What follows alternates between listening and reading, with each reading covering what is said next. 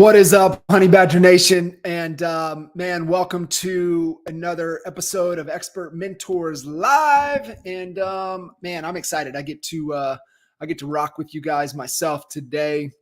And I wanted to share a CMO, marketing presentation that I did into our agent to CEO community, as well as shared with people that attended the kitchen table at the last quarterly session that we do. If you guys want more information on either of those, feel free to shoot me a message. You can go to seat@thekitchentable.com and get some more information about KT, or you can go over to johnkitchens.coach and get everything else that you guys need. So we have so many new members into the Honey Badger Nation, and I think the group's 14, 15,000 and strong and still growing. And, usually I come in from a host perspective and get to host and have amazing people on. You can go to EMLreplays.com and get, the rundown of all the previous 256 episodes of Expert Mentors that we've done.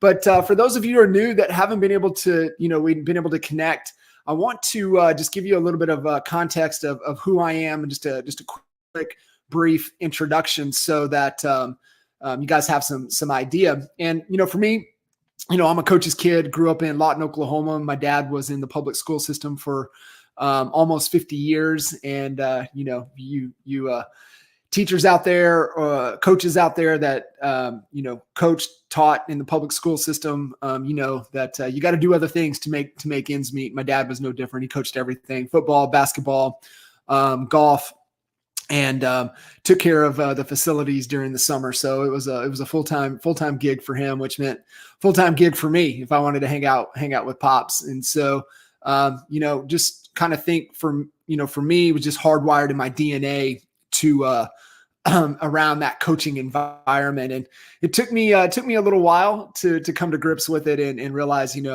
hey, dude, you're hardwired for this. You grew up in a coaching environment, being able to see the transformation that happens with great coaches and in an athletic perspective. And, I'm just honored I get to do the thing, working, with real estate agents, right? Looking to grow and build their business and really, look at it like a business, not just being self-employed, but really being a true business owner, the CEO of their business and of their life. And really, which just led me to, my belief system, which I just believe everyone on the planet needs a great coach in their life. With a great coach in your life will be better. And, in turn, for your business to be better, you have to become better. And that's really kind of what the coach code philosophy is, and belief system is, that I just believe you can't coach and lead another human until you can lead yourself. And I believe that there's a code and sequence to unlock anything in your life. And, for us, agent to CEO is that combination to unlock your business's potential. And definitely going to be able to share some marketing stuff with you guys today. That belief system is really just driven, why I do what I do. And, for me, kind of best in the world at superpower strength, if you will, just inspiring, challenging people to think bigger. And, the fulfillment side of me is just seeing the transformation in your life and in the transformation in your business. Story, man, like college dropout, that character in the blue next to me. We go back junior high school days. We were actually first roommates in college. We lasted about a year. He went south, I went west, and got my degree, if you will, working at a 36-hole semi-private resort in Hollister, California, and just fortunate enough to have a mentor and a boss that poured into me like no one else, and just taught me everything there was, not only within the golf shop side of things, but, forced me to spend time, in the kitchen, in lodging, in, food and beverage, time with the general manager, and, was just really one of the most impactful times of my life that really formed understanding from an operations standpoint of how to operate. And so got sucked back out, back to Oklahoma.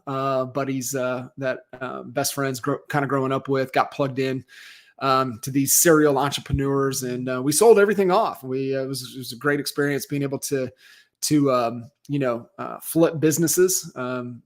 Flip a lot of houses in real estate, but being able to flip businesses was really cool, and led us down the path to starting a bar in 2004. And yeah, don't do it. That's all. That's my advice. If you're thinking about getting in the bar business, don't do it. 128 straight days, and you walk in the morning, the first thing you do is pour you a stiff drink. That things have to change, and that was for me. And got the introduction to Mr. Kinder in 2004 through Michael Reese, and man, over the past 20 years, been able to be a part of growing and scaling some pretty awesome businesses in multiple markets. So that lends to that unique perspective. Man, 4,300 transactions under my watch, and almost 16,000 one-on-one coaching sessions over the last 12 years, and had an opportunity to work with some really amazing human beings and operators and real estate professionals, and many more. So I want to jump into the topic, but I felt that was important to give a little context for a lot of you that haven't had the opportunity to really connect and understand, who's this bearded fella that's talking to all of these people, and really extracting, really what Expert Mentors is all about. And it's just about giving and providing some frameworks and some trainings of what's working.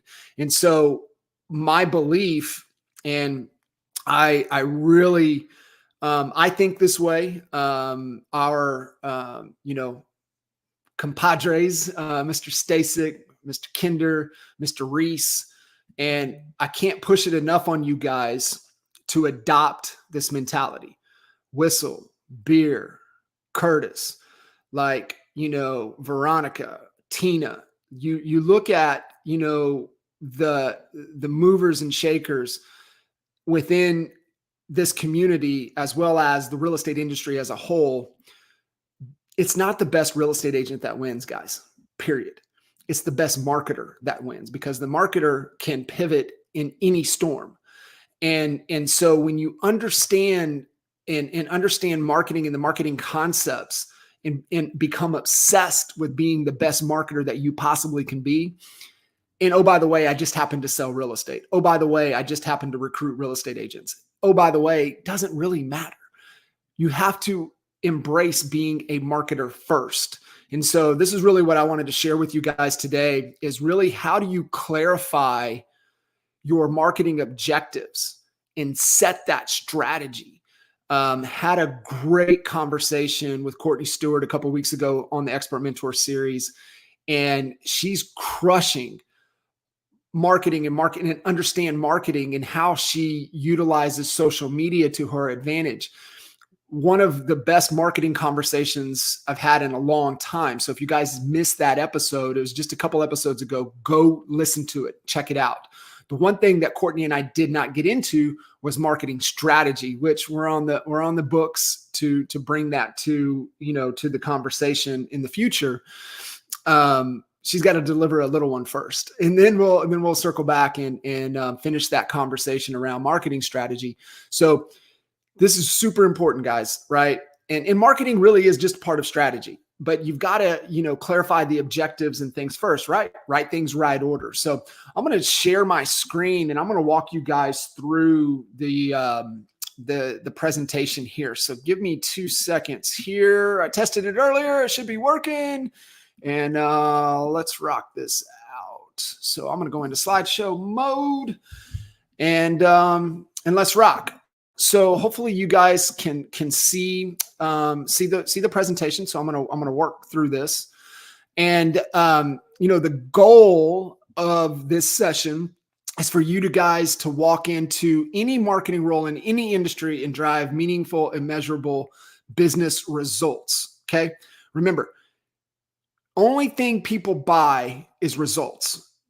Buyers want results, sellers want results, investors want results, builders want results, developers want results, your affiliates, your vendors, they want results, agents want results. Okay? That's the business you're in. You're in the business of getting results and solving problems to help people achieve those results. The bigger the problems, the bigger the paycheck. Okay? Results first. And if you can't get results, then you're not going to make it.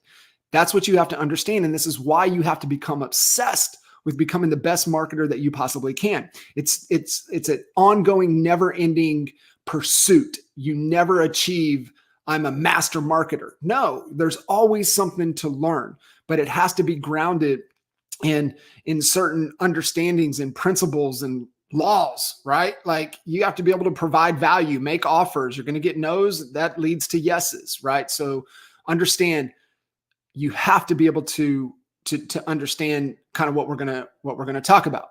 So the core concepts really come around: we strategize, we execute, we measure, we optimize.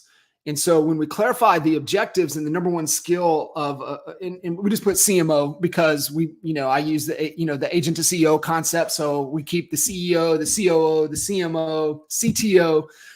So we kind of run with that lingo, but head of marketing role. And truth be told, guys, if you are head of your business, if you are the CEO of your business, you are head of marketing, period, right? You can have somebody in the function, you can have somebody in the seat, but at the end of the day, you are head of marketing. And so don't punt marketing, don't punt leadership. Okay. Those are the two things that you guys cannot punt, but you can have somebody that can strategize with you, somebody that has the tenacity to execute on the concepts. They bring different perspectives, different angles, different capabilities to the role. But at the end of the day, guys, you are head of marketing if you are head of your company. So one of the things that you have to possess is you have to possess alignment, right? You got to be able to keep everybody aligned. And most importantly, you have to keep people aligned with sales. Marketing's job, guys, is to create qualified opportunities for sales to turn into cash. That's simple. Okay. So that's the objective. What is some things to think about? Because sometimes in a marketing perspective, we need to do things quick to make the cash register ring, but we also need to be building to the future. So what is the long-term objective? Like, what are we trying to be in 3 to 5 years? What are we trying to be in 10 years? A lot of you playing this game, you ain't going nowhere. You're going to be around for some time. And so like, what are we working towards? And are we building a brand, which is just our reputation? Are we solving problems that leads to our reputation? That we want to be known for 5, 10 years from now? What is it? And then what are we doing in the next 90 days, right? What is our goal? And I'll get into that example, that goal formula in here just in a second. But what is the goal? Like, what are the short-term objectives? What do we need to focus on to improve? If we improve this one metric, what happens? And then, what are the people around us doing? What are they offering similar things? If you guys follow, traction and in the VTO, you have your 3 uniques. Obviously, there's competitors and things within your industry. They're going to do a couple of your things, but not all 3. So that's what makes you unique. But I was paying attention. Like, what are they doing? Competitors and enemies. What are they doing? What are some similar offerings? So do you know your goals, right? So in the marketing seat, so put your marketing hat on. From the marketing role, do you know short, medium, long-term goals of the organization, of the company? What are we trying to do? Because if we don't know the plan, we can't make decisions to support the plan, period. So what is it? What is the goal? Within marketing, and this is important for everything, do you know what winning looks like? How are you measuring success? Right? What is the measurement? And remember, anything that's a measurement is a metric, is a number, and you have to have it. This is the whole agreements versus expectations. If you do not have a clear measurement in your role of success, then you're operating on an expectation. And guess what happens when you live a life of expectations? You will be let down 100% of the time. Not 90, not 92, not 80, 100% of the time you will be let down when you live a life of expectations. Within your business, every function, every person has to have a metric of success. I like to have one, sometimes it's two, and they need to be evaluated every quarter based upon the goals and the objectives. Marketing, remember, what is marketing's number one fundamental responsibility? To generate qualified opportunities for what? For sales to turn into cash. It's that simple, okay? So clearly know what winning looks like. So let's clarify the objectives. Let's look at growth. And here's what I'm going to tell you guys. We rode a tailwind, 2021, started to turn a little bit for us in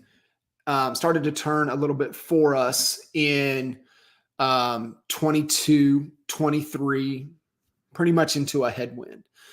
And so what happened is we played a lot of defense. Okay.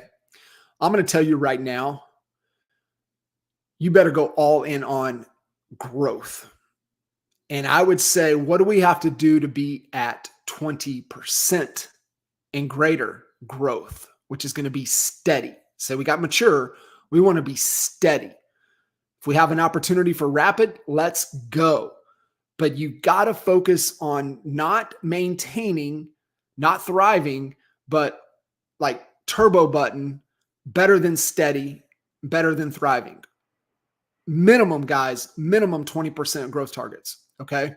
So I don't care how established you are. I don't care how long you've been riding in the market and we just been putting along. No, we got to focus on growth.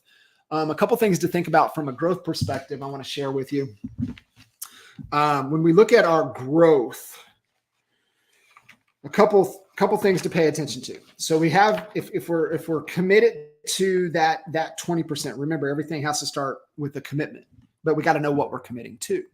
So if we're willing to understand what is it going to take to have 20% growth and I'm going to commit to it, then what that means is that we have to keep innovating and evolving our services. We're seeing that we're forced on the buy side to innovate and evolve, right? We have to continue to do that. Does your business model have a moat around it? Are you protected within your business model? And we all have this, right? We all have this. We have a tough market to break away from the pack. Okay. The thing, from an EXP perspective, right? I always say, Coke has Pepsi, and we're seeing that, right? There's some Pepsi out there that's pushing us to continue to grow, to continue to innovate and evolve, to make sure that we have a strong defensible business model, a moat around our business, and we're utilizing the tough market to break away from the pack, right? That's what we have to focus on. Okay. So being able to get into that is absolutely critical. So 2 times in 3 years recommended for minimal growth. I'm talking 20%, right? Is where we need to be. So don't think, the 3% month over month, is going to be good, but we got to find that month over month target, year over year, minimum 20%. So define the goal. So what is going to allow us to grow our business? So what are we trying to grow? How much do we want to grow it? And when do we want to grow it by? This is the growth goal template. Write this down. We are increasing what variable from what benchmark to target by when. Okay. So what are we trying to grow? How much do we want to grow it? By when? This is your BHAG. This is your, yearly. This is your quarterly. This is your monthly. And for us guys, the rhythm is that we plan for the future, we strategize for the quarter, we focus on the month, we commit to the week, and we execute daily. Right things, right order, guys. There's a code and a sequence to unlock anything. This is how you have to be thinking about your goals. We're going to increase what, from what, to what, by when. So choose your target date. Annual planning is great. We plan for the future, but we strategize for the quarter. And definitely for most of us, 3 to 5 years max, but think about 3 years. Okay. We can definitely get our head around 3 years. That's why I like 3 years, because think about it. It's like writing a book, right? 3 years, you've got 12 chapters. You got 13 pages in each chapter. What are you doing in those 13 weeks? How does that chapter a win? And then how do they build upon each other?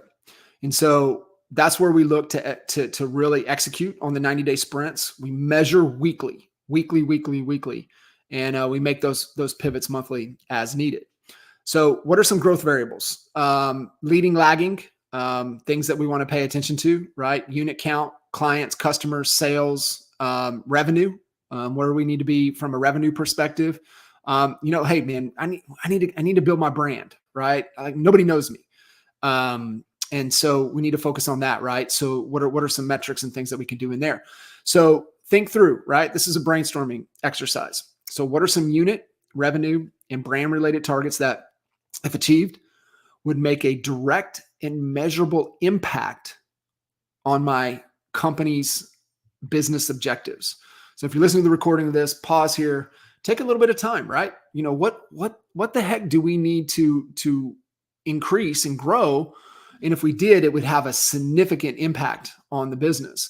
One of the things when you understand kind of the theory of constraints, and that everything, raw material to finished product, and along the way, as it's getting, built and matured, there's a constraint somewhere along the way. And so that's really what we're trying to do, right? What we reveal, we can heal. And we're just looking for where's the constraint. And first off, we got to make sure the constraint's not in our thinking. And most of the time it is. But when we track and measure, we can see where the constraint is. And so like for us, when we had our call center, our effort was off. So we focused on increasing dials output per day. And we just focused on that for 30 days and we got it to where we wanted it. And then it just flowed through. Everything else started taking care of itself. So that's an example of looking of where the constraint is. And if we focus on that, it'll help us grow and hit our objectives. Step 3, estimate your growth target. Obviously there's good, better, best. Good is what if we just keep doing what we're doing, but we do it just a little bit better.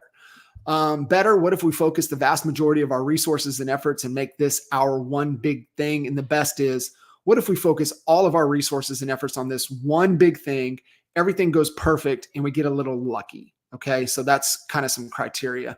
And, educated guessing is good. So, you want to pull as much as you can, but hey, man, a lot of it's just what we call a wag, right? Well, just a wild ass guess. And so think through your checklist here. Will the result have a direct and measurable impact on the company's long-term objectives? Obviously, sometimes we have short-term cash flow constraints. So sometimes we need to make the cash register ring quickly. So what do we need to focus on there? But also, what if we focus on growth will help us, have that double and double and double, for our business, minimum of 20% growth.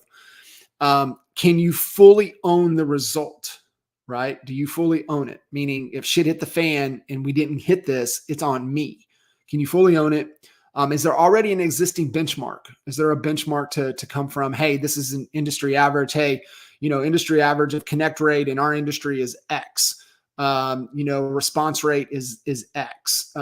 Is there some benchmarks? Do we have one in our existing business, or do we know something in the industry? You know what, guys? Just throw the question into the Facebook group. Just be like, hey guys, what's the industry benchmark on this? What are y'all seeing? Right? Establish some benchmarks. And is the growth target, this is very important, is it uncomfortable yet achievable? It's got to be uncomfortable. Okay. Growth, this is just kind of a sample. So we're going to increase, this is just like a marketing deal. Hey, we're going to increase free trials from 1,000 per quarter to 1,200 per quarter by the end of the year. So that's just an example of being able to try that on, right? We're going to increase conversations from X to X by when, right? So like where is that thing, the constraint that's stopping you from being able to grow? So here's your action items. Confirm that you know the goals, you're clear on the goals. What are we doing in the next 90 days? And then what are all of the assets, the things that we have? I'm going to skip over that from an asset perspective. I'm going to get into kind of the marketing strategy for the rest of this call. So these are some questions to be kind of thinking about on the customer journey as we move our prospects and clients as we move them. So what is our core flagship offer that we're going to continue to deliver value? So if we're recruiting agents, what's the flag? What's the offer? How do they find out about us? Like what channels are we on? Where are we getting our message out? I talked about Courtney. She utilizes Instagram and TikTok. Those are her channels. What channels are you using to create awareness? Where are your people hanging out at is a way to think. Where are your people? And a better question is, where are your people that got money? Where are they hanging out? You might have some people over there, but they ain't got no money. We need people that are our people, but they got some money. That's what we're looking for. We want to go solve their problems. How do we leverage our content and follow-up marketing to engage new prospects and re-engage existing prospects? What valuable chunk of content do we offer in exchange for our prospects' contact information? Guys, here's the goal of a funnel. The goal of a funnel is to get a phone number. Because when somebody gives you their phone number, they know you're going to follow up with them. They know you're going to call. So what are you giving them in exchange for them to be okay with giving you their phone number? That's how you got to think about that value exchange. How do we get our prospects to make micro commitments, right? That's it. Just small little commitments along the way. Hey, give me your phone number. That's a micro commitment. Hey, let's have a conversation. Micro commitment. Hey, let's meet. That's a micro commitment. Hey, let's do business. That's another micro commitment, right? So just how do you get them to take those commitments, those little steps along the way? And what are those aha moments that transform it, right? The must-haves. How do we get them excited? How do we excite them? So these are 6 great questions to be thinking about from your marketing, your offer as well. It's all about measuring, guys. So I'm going to leave this QR code for just 2 seconds here. So coachcode.com/marketing will get you guys be able to download the marketing scorecard that we utilize in our business to measure the things that are worth measuring. And it's a fantastic tool that's month over month that sets the target. You measure weekly and then has a status update, the owner, where they pull from it. When you go and register, there's a video that I walk you through to be able to understand how to utilize it. Guys, we have a CEO dashboard, we have a marketing scorecard, and we have a sales scorecard. Like, you have to measure. It's so important. If you really want to treat your business like a business, you've got to be able to have visibility into it so you know what's working and what's not. Okay, so here we go. I want to define the strategy for the rest of the call. And this is so true, and I see it for real estate agents all the freaking time, right? Is that they try to bite off more they can chew. They try to do so much instead of starvation. That's the problem, right? Less is more. That's another mental concept, right? Addition, growth through subtraction. Subtract the shit that ain't working, right? Strip it down to the bare thing that gets the result. I think when you look at from an offer and how to create offers, we have to look at 2 things. Okay. We have to look at what is the minimum actions things required to get that whoever we're trying to solve and get a result to, the minimum. Everything else is just improving the experience. Now, is there time to do that? Yeah. But what I see too many people trying to do, they're trying to do so much that just improves the experience. And they're not focusing, going deep enough on the few things that get the result. It's all about getting people results. If you can't get people results, you're not going to be in business. You've got to get people results. It's all about, that's exactly what it's all about. Most marketers, right? We're a marketer that just happens to do what? Build half-finished bridges, right? And so it's just like, I do more. If I do more. But what happens when we try to do more, we accomplish less. And the essence of strategy is choosing what not to do. Okay. That's powerful, right? A good strategy solves the right problem. Bad strategy doesn't even address the problem. And less is more. That takes such, I think you learn that through trial and error. I think we feel like we could do more. Yet when we focus on less, more happens. So if you say yes to every shiny object you feed, we're going to fail, guys. So, agents, this is, wow, shiny object syndrome for damn sure. So the goal, when we design and install a 90-day growth plan, right? Kind of that ritual every 90 days, and our team rallies around it, and we focus on data-driven areas of optimization, set higher growth targets, and really put this plan to achieve those goals, that's where shit gets done. Okay. So some things to think about: perpetual ideation. So we need a place, right? Because a lot of us, we're idea factories. And truth be told, if you're a visionary, that's part of your job requirement. It's 15 to 20 ideas at all times, right? That's just where we have to be. With the 6 working genius, you get over into, the wonder, like a lot of us are, like, that's part of our job, guys, is to come up with ideas. That's why we get in rooms. We get in rooms for ideas and to solve problems. So we need a place where that lives. And man, this is one of the best tools that you guys can have, and it's the growth idea sheet. And so you can just scan here, get it. If you want a copy of one, just hit me up. I'll get it to you. But here's the QR code: growth idea prioritization sheet. And 2 is objective, the priorities, schedule sprints. And what does that look like? Utilizing the big 3 planning canvas to be able to pull on the 4 growth levers. And the 4 growth levers in our business is acquisition, which is just traffic; activation, which is conversion; monetization is fulfillment. And then we're just doing things to retain and grow. So acquisition, or traffic, it's idea focus around driving awareness and generating more leads. The number one responsibility of marketing. And remember, guys, there's only 3 things in business: traffic, conversion, fulfillment. Okay. Acquisition, traffic. Every room I go into, I get a gauge, a temperature of the room. And 99% of the room wants more traffic. Yet they're over here working on things for conversion, or they're working on things for fulfillment. No, we work on the right thing. And the right thing is we need more opportunities. Okay. So make sure your priorities, your focus, your commitment is around this. Okay. Awareness and getting more leads. Activation, conversion, right? Just turning those leads into money, qualifying those opportunities. Okay. Conversion. And then monetization is just, how do we get them to do business and then expand and get more business from them? That's the repeat upsells. How do you do those things? Okay. Your agents, right? How do you get your agents to keep selling more? And then retention idea, guys, right? Just keeping them on there so that they're not, churning out from you.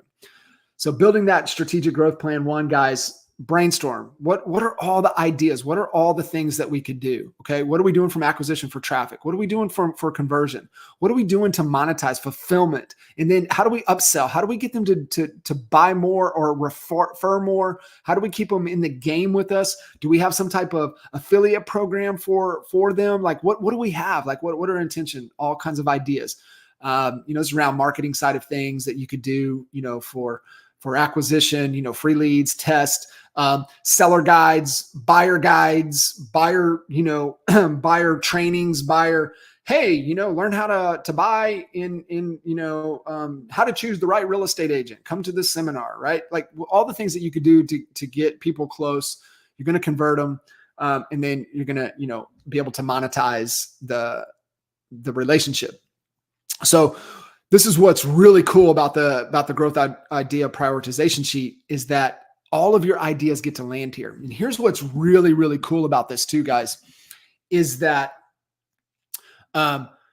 your team members will come to you with ideas. And sometimes if you poo-poo on their idea, they'll stop bringing the ideas to you. But when you have a place to where all ideas live and they go through this process, then there's no bad idea. Let's just see what it tells us.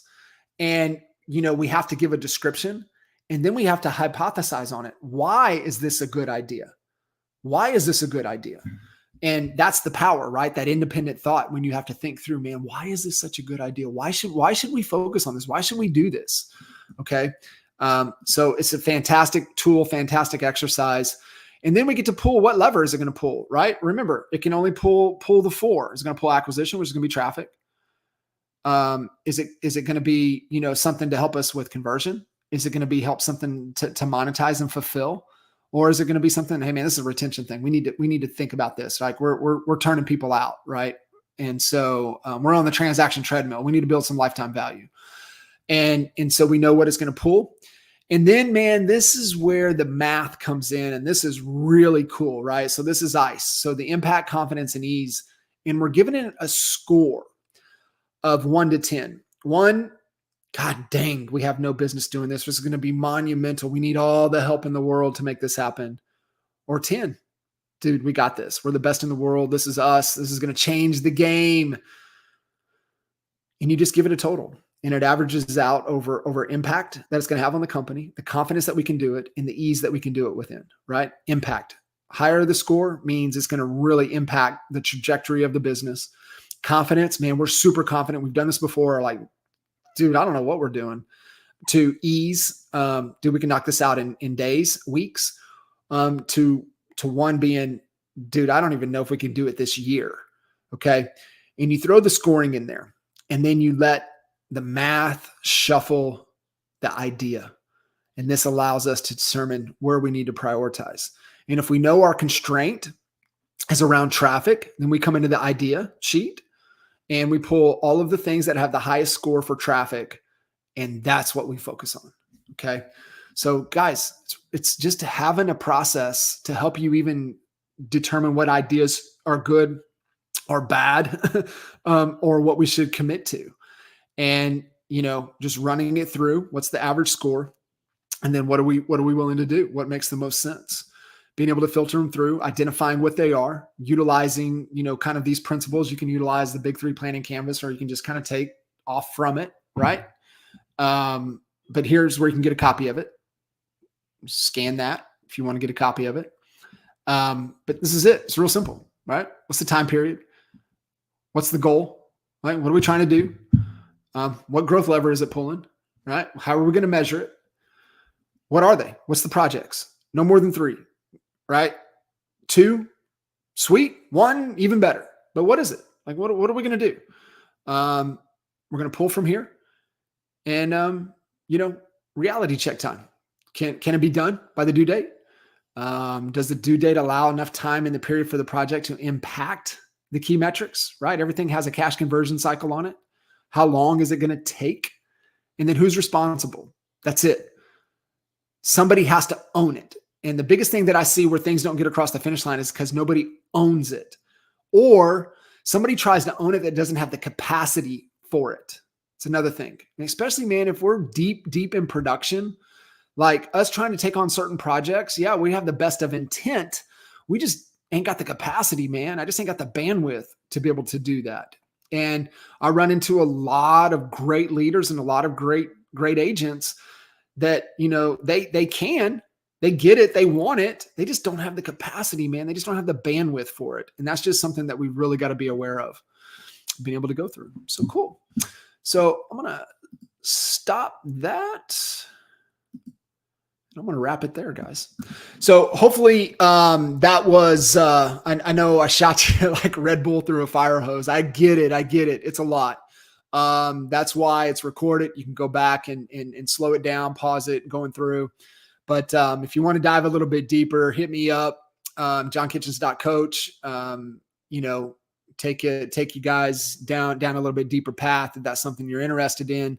But also, like I said, if you want to experience kind of what we do on a pretty cool strategic mastermind level, check out Seat at the Kitchen Table. We're in Pittsburgh for halftime. It's kind of what our theme is just get to halftime, guys. Get to halftime. And remember, no matter what, right? 28-3. No matter what, man, 28-3. There's always a way to come back and win. All right. Appreciate you guys. Check it out. If you guys have any questions, like I said, hit us up, hit me up, and we'll guys help you get rocking and rolling. See you guys soon.